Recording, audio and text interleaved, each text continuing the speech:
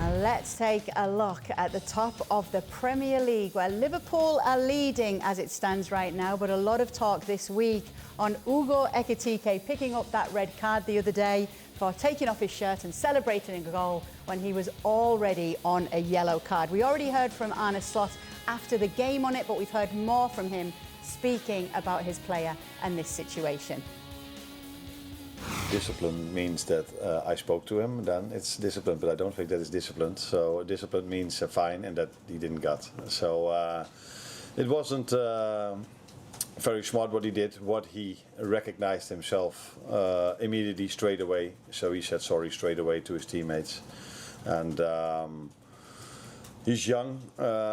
Players of all ages do make mistakes, and that's what he did in this situation as well. But we all make mistakes, and you're allowed at this club to make a mistake without immediately getting fines or these kind of things. He's a fantastic human being. Yes, so he is suspended for the game at the weekend, in case you were wondering, because it does carry on to the next domestic fixture. They're going to miss him this weekend, Stevie, against Palace. It just so happens they bought another guy. Oh, did he just happen to score in the last game as well? It just so happens that they thought, you know what, if something happens with Ekitike, whether he's injured or suspended or something, or he's lost the form, let's bring somebody else in. So, I mean, again, Ali was talking about it last week. You know, some things fall into managers' laps. And this is one of them. Because there's no question, Arne Slot has a decision to make, or had a decision to make, who do you start? Because eventually, Alexander Isak's going to go, OK, I understand I missed pre-season. I get it that I have to wait my turn, but I didn't go through all that in Newcastle to sit on the bench and somebody else plays. So this is falling right into Arne Slot's lap. Isak will start, and to say they're going to miss Ekitike when you can start Alexander Isak, I don't think anybody's going to fall for that one. Oh, so they won't miss him? They will miss the opportunity of maybe giving Isak a breather with 25, 30 minutes to go. But other than that, no.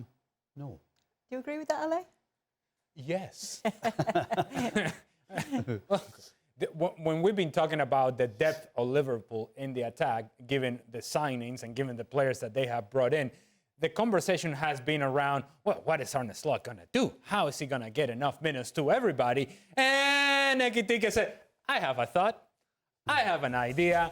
I'll do something idiotic. And then that answer to that question would be very, very easy and straightforward for Arne Slot. And so there are other areas that you could argue if indeed one of those players was missing, say Virgil van Dijk, that you could say then, you're going to miss him? Yes, we're going to miss him.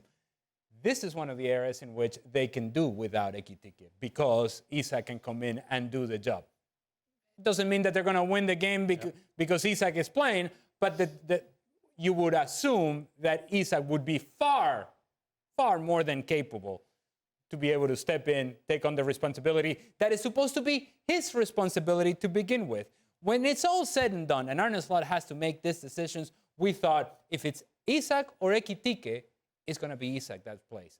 That's what we thought coming into the season.